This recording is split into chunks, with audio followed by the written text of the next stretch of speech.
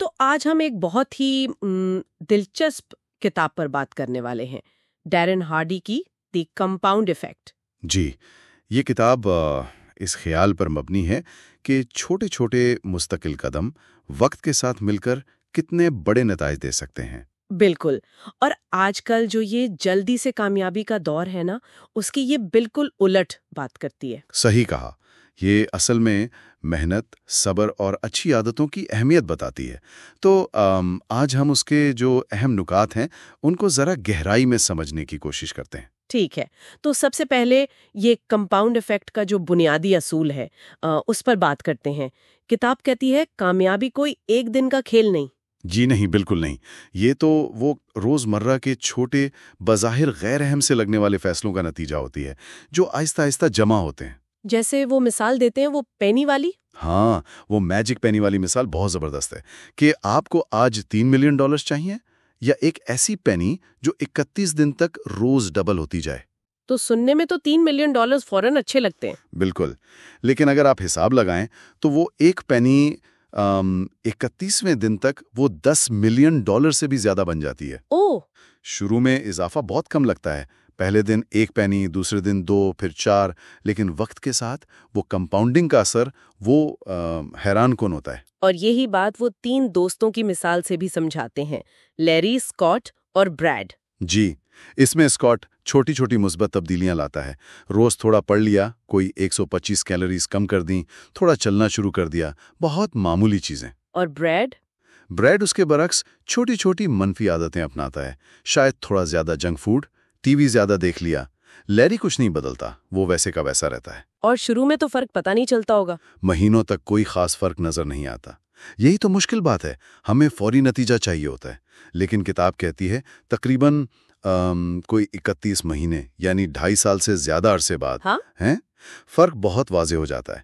Scott صحت میں، اپنے کریئر میں، اپنی خوشی میں وہ بہت آگے نکل چکا ہوتا ہے۔ اور بریڈ وہ وزن بڑھا ہوا، ناخوش، شاید نوکری میں بھی مسائل۔ اور لیری وہ وہیں کا وہیں۔ تو یہ چھوٹی چیزوں کی مسلسل طاقت ہے۔ یہ بات سیدھی ہمیں لاتی ہے فیصلوں یعنی چوائسز کی طرف۔ کتاب اس پر بہت زور دیتی ہے کہ ہم اپنی زندگی کے ذمہ دار ہیں 100%۔ جی، یہ بہت بنیادی نکتہ ہے۔ اکثر ہم حالات کو، قسمت کو، دوسروں کو الزام دیتے ہیں، لیکن ہارڈی کہتا ہے کہ نہیں، آپ کے ہر چھوٹے بڑے فیصلے کا نتیجہ آپ کی زندگی ہے، اس کی ذمہ داری قبول کرنی ہے۔ یہ ماننا تھوڑا مشکل ہو سکتا ہے، خاص طور پہ جب لگے کہ حالات قابو سے باہر ہیں۔ بالکل، لیکن اپنے رد عمل کا انتخاب تو ہمارے ہاتھ میں ہوتا ہے نا۔ اچھا، اس ذمہ داری کو عملی طور پہ سمجھنے کے لیے وہ ٹریکنگ کا طریقہ بتاتے ہیں۔ ٹریکنگ یعنی نظر رکھنا؟ ہاں، جیسے مصنف نے خود کیا کہ اپنے ہر خرچے کو ایک نوٹ بک میں لکھنا شروع کر دیا۔ اس سے انہیں اندازہ ہوا کہ فضول خرچی کہاں ہو رہی ہے۔ اچھا، تو آپ جس چیز کو ٹریک کرتے ہیں، کھانے پینے کو، ورزش کو، وقت گزارنے کو، کسی بھی چیز کو، تو آپ اس میں بہتری لا سکتے ہیں، کیونکہ آپ کو پتہ چل جاتا ہے کہ اصل میں ہو کیا رہا ہے۔ اور یہی فیصلے پھر ہماری عادتیں بناتے ہیں، ہیبٹس۔ جی، اور ہم سب اپنی عادتوں کے غلام ہیں۔ کہتے ہیں نا کہ تقریباً 95% جو ہم کرتے ہیں وہ سوچ سمجھ کر نہیں بلکہ عادت کے تحت کرتے ہیں۔ تو مسئلہ یہ ہے کہ بری عادتیں تو وہ بڑے آرام سے بن جاتی ہیں اور نقصان پہنچاتی رہتی ہیں۔ ہاں، آہستہ آہستہ، پتہ بھی نہیں چلتا۔ جبکہ اچھی عادتیں بنانے کے لیے شعوری کوشش چاہیے، اور یہاں کتاب وائی پاور کی بات کرتی ہے۔ Y power? ول پاور کی جگہ؟ جی، صرف مرضی کی طاقت کافی نہیں ہے، آپ کے پاس ایک بہت مضبوط کیوں ہونا چاہیے، ایک وجہ کہ آپ یہ تبدیلی کیوں لانا چاہتے ہیں۔ مقصد جتنا بڑا اور جذباتی ہوگا، عادت اپنانا اتنا ہی آسان ہوگا۔ اور بری عادتوں سے جان چھڑانے کے لیے ان کے ٹریگرز کو پہچاننا ضروری ہے، یعنی وہ کیا چیز ہے جو آپ کو وہ عادت کرنے پر اکساتی ہے، پھر یا تو اس ٹریگر کو ختم کریں یا اس کی جگہ کوئی اچھی عادت ڈال لیں۔ ٹھیک، تو جب آپ مستقل مزاجی سے اچھی عادتوں پر چلتے ہیں تو پھر کیا ہوتا ہے؟ پھر آتی ہے بگ مو یعنی مومنٹم، رفتار۔ شروع میں بہت زیادہ محنت لگتی ہے۔ کتاب میں مثال ہے جیسے راکٹ لانچ ہوتا ہے، شروع میں سب سے زیادہ فیول لگتا ہے، یا وہ پرانے زمانے کا ہینڈ پمپ۔ ہاں، پانی والا پمپ جسے شروع میں بہت چلانا پڑتا ہے۔ بالکل، بہت زور لگانا پڑتا ہے، تب جا کر پانی اوپر آتا ہے۔ लेकिन एक बार पानी आना शुरू हो जाए तो फिर हल्का हल्का पंप करने से भी बहाव जारी रहता है। तो ये मोमेंटम है। जी, और इस मोमेंटम को बरकरार रखने के लिए रोजमर्रा के मामूलात यानी रूटीन्स बहुत अहम हैं, खास तौर पर सुबह और शाम के रूटीन्स। और मुस्तकिल मिजाजी, कंसिस्टेंसी सबसे अहम। अगर आपने पंप चलाना छोड़ दिया तो पानी वापस नीचे चला जाएगा, फिर आपको दोबारा सिफर से सारी मेहनत करनी पड़ेगी, मोमेंटम टूट जाता है। सही। आखिर में किताब बात करती है बैरूनी असरात की, इन्फ्लुएंसेस की। कौन सी चीजें हम पर असरअंदाज होती हैं? 3 बड़ी चीजें हैं। एक तो इनपुट, यानी वो मालूमात जो हम अपने जहन में डालते हैं, जैसे मीडिया, खबरें, किताबें। जी हाँ। दूसरा है एसोसिएशंस, यानी हमारी सोहबत, जिन लोगों के साथ हम वक्त गुजारते हैं। और तीसरा है हमारा माहौल, यानी एनवायरनमेंट, हमारा इर्द गिर्द का माहौल।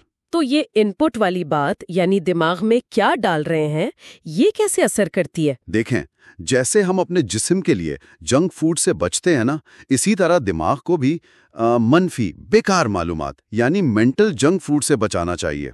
उसकी जगह मुस्बत, हौसला अफजा मवाद डालना चाहिए। और सोहबत, लोगों का असर? वो तो बहुत ही गहरा होता है।